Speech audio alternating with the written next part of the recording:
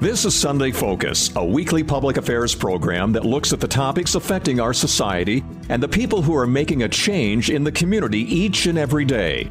The people who have vision for the next generation. Sunday Focus presents new challenges for us, keeping you informed with topics of local and regional interest. Now the host of Sunday Focus, Christine Manica. Good morning. Coming up on this edition of Sunday Focus, we'll talk about the upcoming JDRF Community One Walk and the Sioux Falls Computer Library. JDRF is one of the many great organizations around the Sioux Empire. Their mission? To educate and to make the public aware of diabetes. Lead volunteer and board member Jessi Buer, along with media ambassador Brian Allen, join the show to talk about the organization and the Community One Walk on Saturday, June 3rd. Anyone looking for more information about JDRF and the walk can visit www.2.jdrf.org.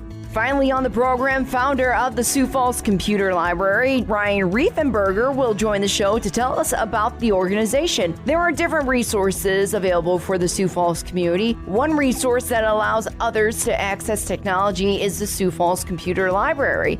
Believe it or not, there is a technological gap within the community. This resource allows people to fill out paperwork, employment applications, or even continue their education. Founder Ryan Reiffenberger joins the program to talk about the organization and how the community can get involved. More information about the Sioux Falls Computer Library can be found at siouxfallscomputerlibrary.org. That's all coming up on this edition of Sunday Focus. Hey, Ryan, good morning. Good morning. First time being on the program. How does it feel? It feels pretty good. Well, thank you so much for joining us this morning and talking about this fairly new initiative in the Sioux Falls area. Before we talk about the Sioux Falls Computer Library, let's talk a little bit about you. Tell us a little bit about yourself, how you got interested in computers and programming. Yeah, absolutely. So I am the owner of Falls Technology Group here in Sioux Falls. So by nature, I'm kind of a technology-oriented organization. Mm-hmm. We design websites and stuff for people here in the Sioux Falls area. I initially became really interested with computers and technology at the age of 18 months old, which seems ridiculously young. Sharp memory you got there. Yeah, so what happened was that was actually when my mom bought me my first computer. Was when I was 18 months old. She had an old IBM computer sitting around, gave me a small kid-sized mouse and a kid-sized keyboard, and just kind of set me loose. And ever since then, I've been building and maintaining and managing computers. It's just kind of been my thing. So what is a computer library? Absolutely. So a computer library essentially functions just like a public library. It's a place where you can go to check out computers, to be able to check out equipment and return them within a certain amount of time without having to pay for individual rental of an item. Okay, so what is the purpose of the Sioux Falls Computer Library? You know, what was the need that you saw in the community? Yeah, absolutely. So after speaking with community leaders and with community members in Sioux Falls, we discovered that there was a really big technological gap, especially in marginalized communities in town, for having technology access. And what we wanted to do was create an even playing field for everybody to have access to that technology, so that way everybody can be able to fill out paperwork, they can do employment applications, better their schooling, and improve themselves overall. Did you ever think you would start a company or an initiative like the Sioux Falls Computer Library, or you just thought, what the heck, I'm just going to do this? So I had the idea a couple of years ago, but I didn't really have the knowledge or know-how to execute the actual project. And recently, with the founding of the Sioux Falls Tool Library, we spoke with the organization and the members over there and really started to get a framework and foundation for what we could do here. And so once we obtained that information, we really were able to turn this into a realistic concept. Does the Sioux Falls Computer Library have a mission statement of some sort? Yeah, absolutely. So our mission is to provide technology to all communities who may need it in a free or affordable way. We offer sponsorships in various different ways that people can become members to essentially bridge the gap for anybody who may not be able to afford. Yeah, you said it right away. There is a gap between the have and the have-nots. Do you think that maybe you can provide an example of something that you've seen between the haves and the have-nots, just to give someone a visual idea? Yeah, absolutely. So there are a lot of people that have recently moved into the Sioux Falls area, maybe who have immigrated into the country, that may not have immediate access to technology. Either they weren't able to bring it with them, or they're not able to afford it initially while they're trying to find a job. And it's a really good opportunity, especially for people who are job seeking and between jobs, not able to pay for their own equipment, to be able to borrow something, fill out their applications, do their job searches, and complete that process. This is going to be a blunt question for you, but what does the Sioux Falls Computer Library do for the community? You know, how does this benefit Sioux Falls? Yeah, absolutely. So ultimately, the benefit to the community is being able to increase sustainability and being able to provide technology to people and reuse that technology as long as its life will allow, instead of pushing more and more products into the landfill. Now, when I think of computer library, I think, oh, libraries. You know, you go out, you check out books and stuff like that. Now it's in a computer, if I'm understanding that right? Yeah. Yep, absolutely. So it functions very much the same way. You have the ability to go in, browse our products online, and then be able to check out products through a centralized cart system. Once you check that out, you can either pick up the devices or we can have them delivered to you. And it essentially functions just like a standard library would, and we try to keep that concept as simple as possible. Yeah, if you are just listening to us, I'm being joined by Ryan Reiffenberger. He is the founder of the Sioux Falls Computer Library. Now, this initiative, it wouldn't be what it is without a little of help. So you're actually asking for donations. Can you tell us what you need? Yeah, absolutely. So what we're primarily looking for right now is any computers, peripherals like keyboards, mice, microphones, cameras, really anything technology-oriented newer than 2017, so that we can try to keep the technology relevant to people in working condition. And if people are not able to donate technology, or if they don't have anything laying around that they may be able to contribute, another thing that they can do is we have a link on our website where they can donate financially to us. They can contribute either $5, $50, $500, whatever they're comfortable with, and then we'll turn around and we'll use that money to purchase and maintain the equipment that we have to gain further access for people in our community. So what will these donated items be used for? Yeah, absolutely. So we're doing both short-term and long-term rentals, or borrows for our items. We will have the ability for people to be able to check out items for maybe just 5 days, 7 days, 15 days at a time.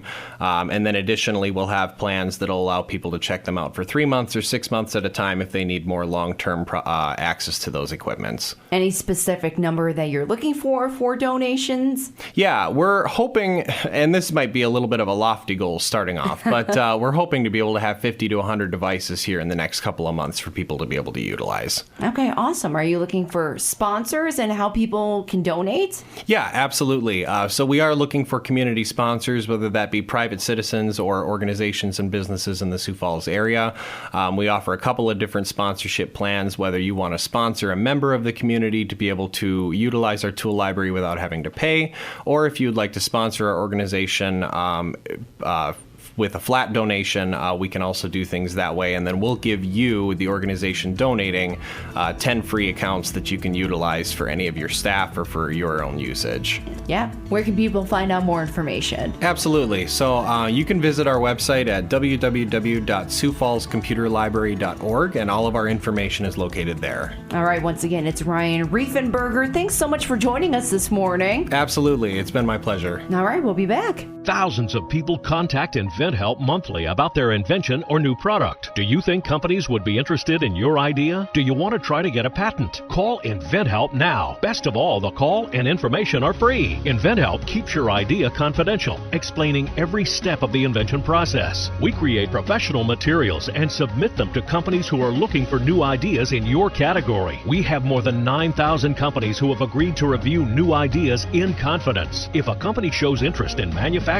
your invention, we can negotiate negotiate on your behalf. We have helped over 10,000 clients receive patents. We offer 3D modeling and animation, prototyping services, and we use state-of-the-art technology to present client ideas to additional companies. Join people just like you who made the call to InventHelp. You have nothing to lose. To get your free inventors information, call 1-800-352-1609. That's 1-800-352-1609. Again, 1-800-352-1609. Welcome back to another edition of Sunday Focus. Lots of great organizations, great community events around the Sioux Empire every year during the summer especially. One of the events that is coming up really soon is the JDRF Walk. That is on Saturday, June 3rd at the Canaries Field, the Birdcage. And joining us right now is Jessi Buer. She is a board member and the lead volunteer for South Dakota, the only board member in the state.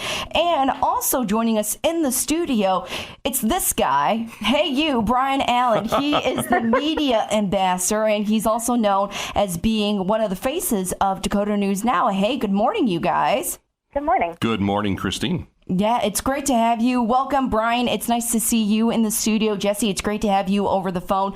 Now, if I remember this correctly, Brian, this is familiar territory for you. Oh, yeah. You were on the radio, and people know you from being at Dakota News Now, but they might not know about your radio history. Oh, yeah. I was very fortunate to start early on at the age of 16, a radio career. And it's one of those things when I look back on it, it's the idea of sometimes you're good, sometimes you're lucky, and sometimes it's both. And that's kind of the situation that I walked into. I got hired at an AM radio station when I was 16. And it was one of those situations where there were 3 stations in the building, all owned by the same group, an AM station, an FM station, and a television station. And within 3 years, I was on staff at all 3, doing announcing, doing the news, reporting the news very early on in my television career.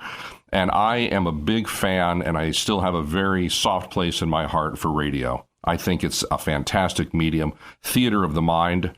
That's what it used to be referred to as back in the day. And just that idea of if you're going to tell a story, you need to really be creative with the words you use and the words you enunciate. It really is kind of an art form, I think. And it's always a pleasure to be behind a radio microphone talking to people again. I really do enjoy it. Yeah. Now, Jessi, Brian might know this, but I used to be on TV, and people ask me this question all the time, so I'm going to ask you.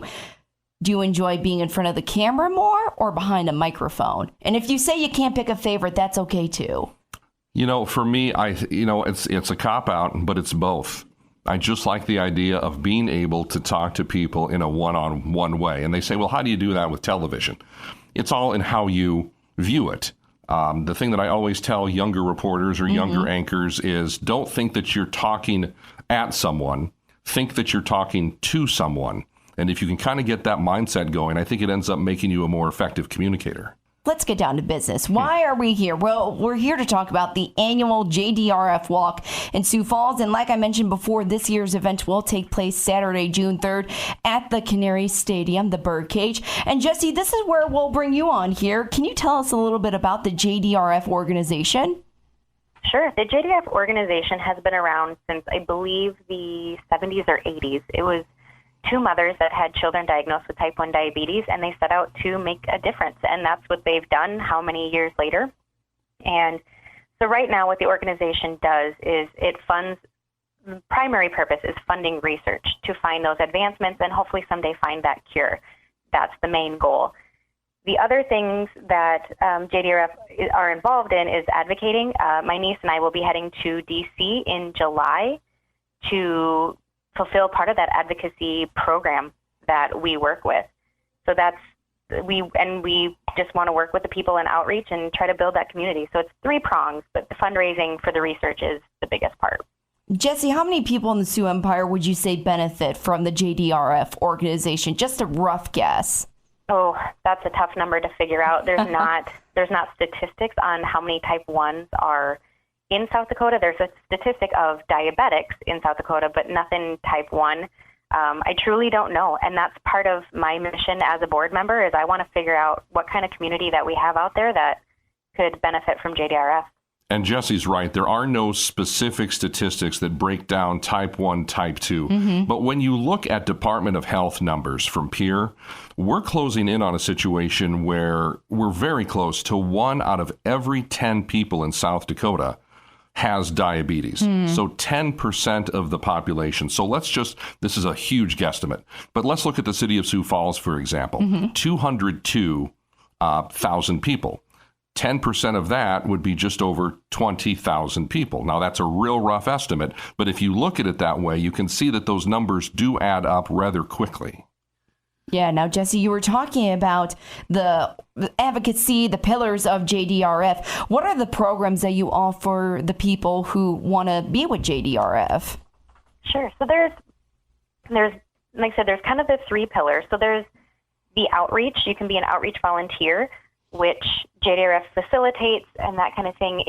You sign up and you could be matched up with a family that has a child or an individual that was recently diagnosed. And JDRF tries to match you up with similar situations, and then you kind of build that relationship, and you can be a sounding board for that family going through something that you have gone through or your family has gone through. So that's one thing.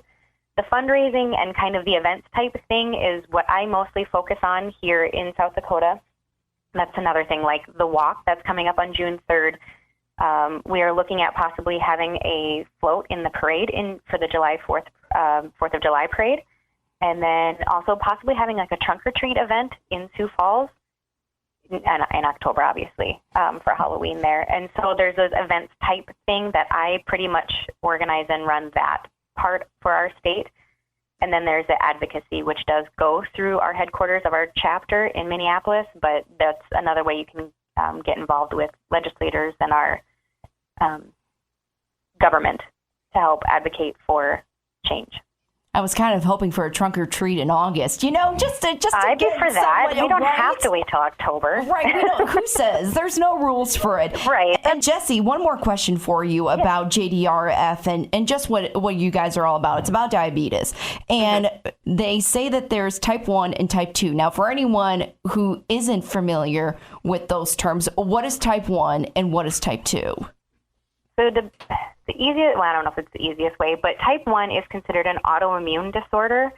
And so those that get diagnosed with type 1 diabetes, there is nothing they have done or could do to have prevented or stopped this disease. There's no factor that way. Where type 2 is considered a metabolic disease, that likely it's people that maybe haven't had the healthiest diet for most of their life. Typically, that's not always the case, and those are usually later onset diagnosis. And that's just usually like a lifestyle change with their diet, and exercise seems to help them manage the symptoms and the blood sugar and that kind of stuff, where with a type 1, that's not necessarily the case. So it works in the body somewhat the same way, but how they come about are very different. And with a type 2 diabetic, the diabetes can actually go away in some cases if they change their lifestyle with an early enough diagnosis. It's not always guaranteed to stay away either, but with a type 1, it will never go away, and it will impact every single thing in their life for the rest of their life, no matter what happens. The thing that we've heard time and again from people who have sort of jumped on board the bandwagon here to get this walk up and running, not only that, but also really pulling JDRF back to life. Yeah. And we can talk about that a little later if you want. But the thing that we've noticed is that people's eyes are really open because there's so much, I don't want to call it misinformation, but you don't know what you don't know. And a lot of people aren't necessarily well-versed on diabetes overall, or type 1 or type 2, or what it does, or what the needs are as a result. And one of the things that's been fulfilling to see over the last year, let's call it, is the fact that people have been able to better understand, oh yeah, this really affects a lot of people. I call it the diabetes story. And what I have challenged people to do is pick 3 people that you just have everyday contact with and ask them, has diabetes touched your family? Has it touched you? Do you have someone you care about who has diabetes? And more times than not, the answer you'll get back from someone is, oh yeah, my aunt has diabetes, or my child has diabetes. But you don't know these things if you don't ask. And you can't have the conversation unless you start the conversation. So one of the things that's been really pivotal over the last year is just that sense of advocacy. And it's just boiled down to just talking to people and see what their experience has been or hasn't been. There's a deeper story over all of this, and not to chew up too much of your time here, but Jessi really deserves a pat on the back and then some. The reason that she is involved the way that she is her family directly has been touched by type 1 diabetes. She had an uncle that passed away from it. Her brother is a type 1 diabetic. Her niece is a type 1 diabetic. Because of that family history, she's had her sons tested to see what their risk is or is not. And for someone to just take that love of family and decide, I'm not just going to help the people I care about, but I'm going to do what I can to help the greater community that might be dealing with this, that's really been admirable. And when you hear that story, I just challenge anyone to hear that story and then not want to get involved. You know? Yeah. Well said, Brian. Again, if you were just listening, Jessi Buer and Brian Allen, that guy over there, they are both, I should say, joining us right now to talk about the upcoming JDRF walk on Saturday, June 3rd. Now, Brian, how did you get involved with this organization? So I was able to learn about Jessi's story and the greater backstory of JDRF South Dakota essentially being decimated because of the pandemic. The staff that had been in place here disappeared. It wasn't existent. JDRF South Dakota existed in name only. And so, again, a couple things. I was able to learn Jessi's backstory about why she was doing this. And again, I don't know how you hear that someone could use your help and then you not help. But secondly, and this is a story I don't share very often, Christine, diabetes type 1 is an autoimmune disorder. When I was a child, about age 4, my immune system started failing. And not a little, but a lot. It was dire straits. So I know what it's like to be that kid that gets the diagnosis that you don't understand. And then once you do understand it, you realize you don't want anything to do with that. But that's it. That is your life for a while. Now, I was fortunate enough, somehow, after 14 years of treatment, it stopped being a problem. That's not the case right now with type 1 diabetes. If you have it, you've got it. And right now, you've got it for life. And that means a lifetime of testing your blood. That means a lifetime of making sure your insulin is the right dosage. You don't get to turn your back on this. Well, you do, but it's to your own detriment. If you're going to take care of your own health and well-being, you have to watch this every day for the rest of your life. Now, would you say that's why you're a part of JDRF, to hear stories like Jessi and other people that tell you this is a rewarding thing for you? It has been rewarding for me. The idea of being able to help and doing the right thing simply because it's the right thing to do. You know, you'll empathize with this, being a news person. You and I talk every day about the bad things that happen in life and the people who get a bad turn of the luck, tragedy that they didn't see coming in the morning that happens at night. We talk about that all the time. To be able to talk about something that helps others and is potentially uplifting, and to be able to, at the end of the day, say, you know what, we decided to work on this for the right reasons, and as a result, the good guys won this today.